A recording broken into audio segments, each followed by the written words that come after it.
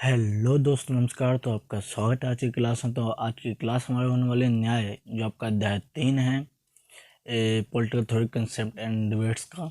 और इसमें हम पढ़ेंगे रोल्स का न्याय सिद्धांत, जो कि आपका मोस्ट इम्पोर्टेंट टॉपिक है। तो बढ़ते हैं। सबसे पहले हम पढ़ेंगे न्याय क्या है, यानी कि न्याय की डेफिनेशन, परिभाषा क्या है। न्याय उस व्यवस्था का नाम है जिसके द्वारा व्यक्तिगत अधिकार की रक्षा होती है और समाज की मर्यादा भी बनी रहती है। यानी कि न्याय उस व्यवस्था का नाम है जिसके द्वारा समाज के अधिकारों की रक्षा की जाती है, और समाज और व्यक्ति के अधिकारों की रक्षा की जाती है और समाज की मर्यादा बनी रहती है। और इसी को रोल्स क्या कहते हैं। रोल्स के अनुसार न्याय किसी भी संस्था की सबसे महत्वपूर्ण अवधारणा होती है जो सत्य के सिद्धांत पर निर्भर होती है। मतलब जो रोल्स हैं वो कहते हैं कि न्याय सत्य के सिद्धांत पर आधारित होती है। अब न्याय की अवधारणा क्या है। तो न्याय की अवधारणा है, तो न्याय एक लचीली प्रक्रिया है। न्याय एक लचीली प्रक्रिया है जो किसी भी समाज के द्वारा उसके कल्याण के लिए अपनाया जाता है। मतलब न्याय एक लचीली प्रक्रिया जो एक समाज के कल्याण के लिए अपनाई जाती है। सामान्य अर्थ में कहा जाए तो न्याय का अर्थ है कार्य, कर्तव्य व सद्गुण। न्याय किसी भी उन्नतिशील सभ्यता के लिए अनिवार्य होता है। कहने का अर्थ है, न्याय का सामान्य अर्थों में कहा जाए तो न्याय व्यक्ति के कार्य, कर्तव्य और सद्गुण है, और किसी भी उन्नतशील समाज की रचना के लिए न्याय की आवश्यकता होती है। और न्याय के सिद्धांत का संबंध इस संसार में संपत्ति, सम्मान और अवसर के आवंटन यानी बंटवारे से होता है, जिससे कि इन सभी का आवंटन व्यक्ति की क्षमता के अनुसार किया जा सके। न्याय का मुख्य कार्य क्या है, जो सम्मान, संपत्ति का आवंटन करना यानी बंटवारा करना, जो व्यक्ति की क्षमता के अनुसार उसे प्राप्त होता है। तो आगे बढ़ते हैं। आधुनिक युग में न्याय। तो आधुनिक युग में न्याय क्या है। तो जर्मी बेंथम, ये इम्पोर्टेंट है ये वाला टॉपिक। जर्मी बेंथम तथा डेविड ह्यूम के प्राकृतिक सिद्धांत के स्थान पर उन्होंने उपयोगितावाद के सिद्धांत को अपनाया। तो ये सिद्धांत, उनका ये सिद्धांत, न्याय का सिद्धांत, अधिकतम लोगों के अधिकतम सुख को सुनिश्चित करने के लिए कहता है। मतलब जो जर्मी बेंथम और डेविड ह्यूम है, तो उन्होंने प्राकृतिक न्याय के सिद्धांत के स्थान पर उन्होंने उपयोगितावाद के न्याय के सिद्धांत को अपनाया। तो ये सिद्धांत कहता है कि अधिकतम लोगों के अधिकतम सुख होना चाहिए, और ये इसे सुनिश्चित करने के लिए कहता है। और जे.एस. मिल भी उपयोगितावाद के सिद्धांत का समर्थन करते हुए यह कहा कि सामाजिक उपयोगितावाद न्याय की आवश्यक अवधारणा है। वर्तमान में अधिकतर सरकार द्वारा इस सिद्धांत का उपयोग किया जाता है। किस लिए उपयोग किया जाता है? आर्थिक और सामाजिक संस्थाओं की स्थापना के लिए। ये आधुनिक युग में न्याय हो गया। अब रोल्स के ऊपर आ जाते हैं हम, जो मैंने मोस्ट इम्पोर्टेंट टॉपिक है कि रोल्स के न्याय सिद्धांत आखिर है क्या। तो जॉन रोल्स अपनी पुस्तक द थ्योरी ऑफ जस्टिस में न्याय के सिद्धांत को परिभाषित करते हुए कहा कि न्याय किसी भी सामाजिक प्रणाली की महत्वपूर्ण अवधारणा है। तो रोल्स क्या कहते हैं, न्याय एक ऐसी अवधारणा जो किसी भी समाज के लिए बहुत आवश्यक और महत्वपूर्ण है। रोल्स ने उपयोगितावाद के विचारकों के संदर्भ में कहा, जो अभी हमने डेविड ह्यूम और जर्मी बेंथम के बारे में पढ़ा, उन्होंने उपयोगितावाद के सिद्धांत को अपनाया। तो उसी पे रोल्स कहते हैं कि उपयोगितावाद के विचारकों के संदर्भ में कहा कि अधिकतम लोगों का अधिकतम सुख आवश्यक हो सकता है, लेकिन इससे एक बड़ा वर्ग वंचित रहेगा। रोल्स कहते हैं कि न्याय सामाजिक संस्था की पहली शर्त है। कोई भी व्यवस्थित समाज न्याय के सिद्धांत पर आधारित होता है। तो रोल्स ने दूसरा पॉइंट क्या बोला कि न्याय कोई भी समाज की आवश्यक शर्त होती है, आवश्यक सिद्धांत होता है जो जिसके ऊपर एक समाज आधारित होता है, और ये उपयोगितावाद के सिद्धांत पे कहते हैं कि ये अधिकतम लोगों का अधिकतम सुख आवश्यक हो सकता है, परंतु इससे एक बड़ा वर्ग भी वंचित रहेगा। बड़ा वर्ग वंचित रहने से तात्पर्य है कि एक किसी वर्ग को ये सिद्धांत प्राप्त हो पाएगा। और तीसरा पॉइंट कहते हैं रोल्स अपने सिद्धांत की रचना करने के लिए सामाजिक समझौता और वितरणात्मक न्याय की अवधारणा को आधार बनाते हैं। जैसे आय, आवास, स्वतंत्रता आदि विभाजन सामाजिक संस्था प्रत्यक्ष रूप से करती है।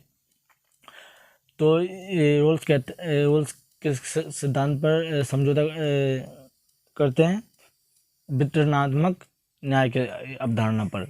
जैसे आय, आवास, स्वतंत्रता आदि का विभाजन समाज की संस्थाओं द्वारा हो सकता है, परंतु इसके विपरीत स्वास्थ्य, बुद्धि, प्रतिभा, कल्पना आदि का वितरण इन संस्थाओं द्वारा नहीं किया जा सकता। तो रोल्स कहते हैं कि जैसे कि आय, स्वतंत्रता और आवास का वितरण तो एक सामाजिक संस्था कर सकती है, परंतु बुद्धि, प्रतिभा, कल्पना इन सब का वितरण और स्वास्थ्य का वितरण एक सामाजिक संस्था नहीं कर सकती। वो व्यक्ति को स्वयं द्वारा अर्जित करने पड़ते हैं। और अज्ञानता के आवरण का पर्दा, तो ये इम्पोर्टेंट टॉपिक है जो रोल्स के सिद्धांत में आता है। तो जॉन रोल्स अपनी पुस्तक द थ्योरी ऑफ जस्टिस में न्याय के सिद्धांत को अज्ञानता का पर्दा के रूप में परिभाषित किया है। इनके अनुसार किसी व्यक्ति को ये नहीं पता होता कि उसका जन्म कहाँ होने वाला है, वह किस स्थिति में रहेगा, उसके पास कितने संसाधन होंगे आदि। ऐसी स्थिति में रोल्स कहता है कि समाज में रहने वाले प्रत्येक व्यक्ति को पर्याप्त अवसर प्राप्त होना चाहिए जिससे कि वह अपनी स्थिति को मजबूत कर सके। इससे न सिर्फ संसाधन व्यवस्थित रूप से बंटवारा होगा जबकि न्याय की व्यवस्था की धारणा सुनिश्चित होगी। तो इसके ऊपर एक बात और कहते हैं जो मैं शायद लिखना भूल गया हूँ, जो न्याय का रोल्स का सिद्धांत है। तो वो कहते हैं कि प्रत्येक व्यक्ति को यह अधिकार बेस्वतंत्रता है कि उसे पर्याप्त संसाधन प्राप्त हो जिससे कि वह अपनी क्षमता का विकास कर सके और समाज के कमजोर वर्गों को अधिक सुविधाएं प्राप्त हो सकें। इसमें कहने का अर्थ यह है, जो रोल्स वो कहते हैं कि प्रत्येक व्यक्ति को यह अधिकार प्राप्त होना चाहिए, क्योंकि कोई भी व्यक्ति जब पैदा होता है तो उसे पता होता है कि वह कौन से समाज में पैदा होगा, कौन सी स्थिति में रहेगा और उसे आगे जाकर कौन से संसाधन प्राप्त होंगे और या फिर आगे उसे कौन सी स्थिति में रहना पड़ेगा। तो इसी के अनुसार अज्ञानता का पर्दा के अनुसार रोल्स कहते हैं कि प्रत्येक व्यक्ति को यह अधिकार व स्वतंत्रता है कि उसे पर्याप्त संसाधन प्राप्त हो सके जिससे कि वे अपने क्षमता का विकास कर सके। और रोल्स के सिद्धांत की कई विचारकों ने आलोचनाएं की हैं। जैसे समुदायवादी के अनुसार जो समुदायवादी विचारक हैं तो वो कहते हैं समुदायवादी का मानना है कि रोल्स के न्याय सिद्धांत अतार्किक एवं अव्यवहारिक हैं क्योंकि इसमें व्यक्ति के बारे में अधिक ध्यान दिया गया है जबकि समुदाय के अधिकारों पर ध्यान केंद्रित नहीं किया गया है। जो समुदायवादी हैं वो कहते हैं कि जो रोल्स का सिद्धांत है वो अतार्किक और अव्यवहारिक है क्योंकि ये केवल व्यक्तिगत रूप से देखता है, ये समुदाय के अधिकारों को बिल्कुल ध्यान नहीं देता है जो रोल्स का सिद्धांत है। जब आप इसका आंसर लिखोगे रोल्स का कोई क्वेश्चन आता है बेसिक न्याय या फिर रोल्स के बेसिक न्याय को समझाइए या फिर रोल्स के सिद्धांत को समझाइए, न्याय सिद्धांत को समझाइए, तो आप उसमें इसकी आलोचनाएं भी लिखेंगे, इसकी परिभाषा, न्याय की परिभाषा भी लिखेंगे, रोल्स की परिभाषा भी लिखेंगे, साथ साथ उसने जो अज्ञानता का पर्दा दिया है और कुछ और अपनी बातें बताई तो ये सारी लिखनी है जो मैंने बताया है। ये पूरा आपका 4 पेज में लगभग आ ही जाएगा, थोड़ा बड़ा करके लिखोगे तो। और इसके दूसरे आलोचना के बारे में पढ़ते हैं। जो नारीवादी के अनुसार नारीवादियों का मानना है कि रोल्स का न्याय सिद्धांत परिवार में मौजूद असमानताओं पर ध्यान नहीं देता। इनका मानना है कि ये सिद्धांत पुरुषों के अधिकारों व सुविधाएं देने का काम करता है जिससे महिलाओं को असमानताओं का सामना करना पड़ता है।